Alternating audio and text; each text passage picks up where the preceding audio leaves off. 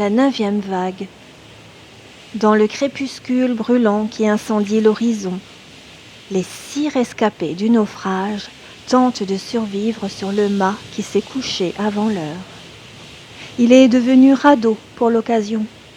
On dirait une croix posée sur l'eau, la main de Dieu qui les retient de la noyade. L'échelle de corde qui permettait de se hisser sur la tourelle en haut du mât invite maintenant les voyageurs à accéder aux abysses profondes de l'océan. Là où les épaves dorment en paix. Là où le silence ne sait rien des tourments qui habitent la surface de l'eau. Les hommes glissent sur le bois trempé de l'embarcation de fortune. Une richesse pour eux. Il faut s'entraider pour ne pas sombrer.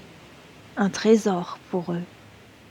Le luxe qu'ils recherchaient dans l'or à des milliers de miles de chez eux a changé d'objet. Le précieux métal est soudain devenu un petit caillou sans saveur qui n'a plus rien de brillant. Le seul éclat est celui de leur vie sur le point de leur échapper. À moins que... Leur cri n'est qu'un faible miaulement dans le vacarme des vagues et du vent. Leurs prières se perdent dans l'écume de sel qui les avale en un rien de temps, à peine celui de le dire.